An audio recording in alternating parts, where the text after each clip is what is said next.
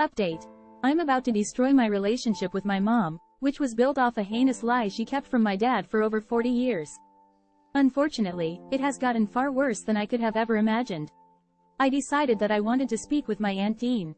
I had never had a conversation with her before, and I did not know what she even sounded like for 30 years. When I spoke with her, we cried, and she told me everything I wanted to know. She was so thankful that I finally broke out of my parents' delusion and decided to reach out. I am so happy that I have my Aunt Dean and my sister Jay in my life now, and though 30 years were wasted, we are working on getting together next year, and we text and call nearly weekly since this all happened. The far worse part? Nearly everything my parents told me in childhood about my family was a lie to keep me isolated. My extended family knew my parents were isolating me because they never brought me around anywhere with family, for fear that I would overhear gossip about my mom and dad. Apparently, I was constantly invited to my cousins' birthday parties and family trips. But what I was told growing up was that my cousins were older and didn't want their baby cousin there. With one set of cousins, I was told they never invited me to their birthday parties at all because my uncle was white passing and I was not. He had an image to uphold with his neighbors, and I was too dark. My parents told me this and allowed me to believe this as a small child. I have since confirmed with this uncle that this was far from the truth. He would practically beg for my mom to allow me to go to their parties because my cousins loved me and really missed me. The reason I couldn't go? Because Dean and Jay were there. I also thought for over a decade that my sister uninvited me to her wedding because she was embarrassed to share how we were related to one another. Turns out, my mom told them I did not want to go because I was mad I couldn't be in the wedding party. My sister and I were at odds for over a decade over this until just 2 nights ago.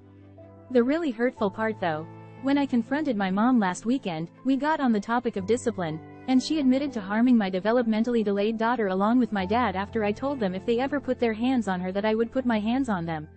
When I made that promise, they both said they never had and never would. And it was convenient to lie because my daughter is for the most part nonverbal.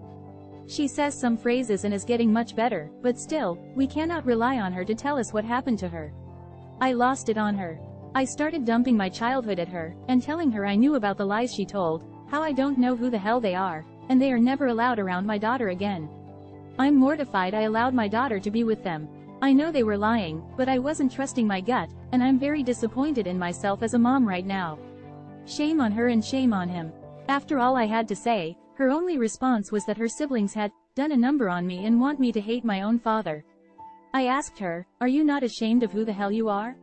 She said, "I'm only ashamed I didn't hide it better."